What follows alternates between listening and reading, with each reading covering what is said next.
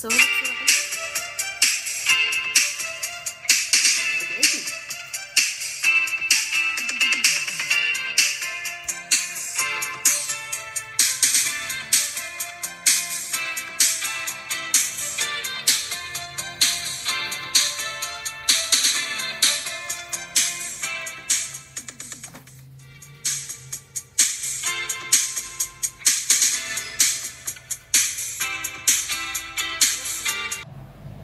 السلام عليكم ورحمة الله وبركاته. أهلا بيكم في قناة شوكة وسكينة مع حورية. لو فتحتي التلاجة ولقيتي منجاية كده مركونة الولاد مش راضيين ياكلوها أو مززة شوية أو بقت قديمة، تعالى اما أقولك نعمل بيها ايه، نستغلها في ايه ونستعملها ازاي. أول حاجة بسم الله الرحمن الرحيم، هنستعمل كبة، هنستعمل مضرب كهرباء، خلاط زي ما انتي عايزة.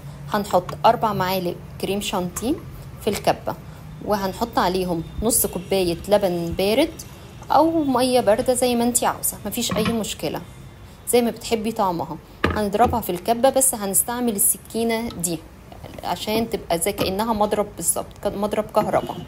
وهنضربها لمدة حوالي 10 دقايق متواصلة لحد ما تدينا القوام الحلو بتاع الكريم شانتيه اللي احنا متعودين عليه. طبعا ما تستهليش من الضرب، 10 دقايق مش اقل من كده.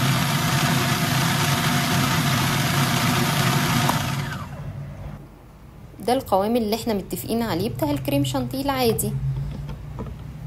طب ايه بقى الجديد في الايس كريم ده؟ ان احنا بنضيف له علبة زبادي، وده اللي بيدي بقى الطعم الجميل بتاع الايس كريم اللي احنا متعودين عليه من محلات بره.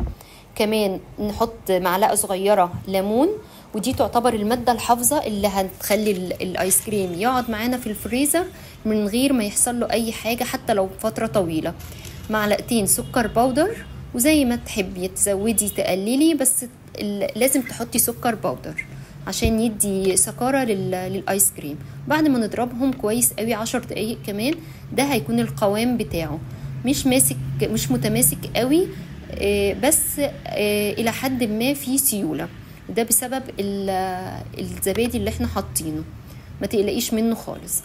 في كمان تركة مهمة لازم نعرفها، ان لما نيجي نحط الفاكهة لازم الفاكهة دي نكون مقطعينها وحاطينها في الفريزر لمدة 2 ساعة اقل حاجة، سواء تحطي مانجا، ممكن فراولة، ممكن موز لو عايزة تقطعيه وتحطيه في الفريزر، بس لازم تكون مجمدة، وده بيخلي الايس كريم مرمل وجميل. هنضربهم قد ايه؟ 10 دقايق كمان. هيطلع بقى بالمنظر ده اللي انت شايفاه، مفيش احلى من كده، شكله بيتكلم لوحده، مش محتاج ان احنا نعلق عليه ولا نقول اي حاجه. شايفه حتى المانجا باينه ازاي؟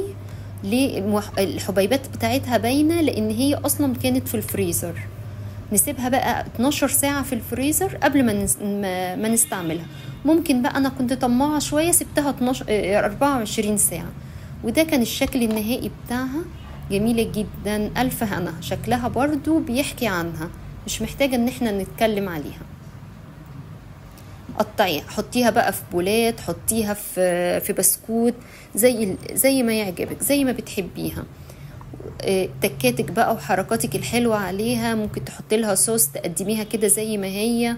انا حطيت لها صوص شوكولاتة وعليه شوية مكسرات بسيطة كده زي ما يعجبك، وشوفي ولادك بيحبوه ازاي وقدميه. ألف هنا على قلبكم. ولو عايزة اي جديد، اي حاجة نعملها مع بعض، واكتبيلي في التعليقات واحنا نعملها على طول. ولو عجبك الايس كريم ودقتيه، اعمليه بقى اللايك الجميل عشان يوصلك كل جديد معانا ان شاء الله. والسلام عليكم ورحمة الله وبركاته.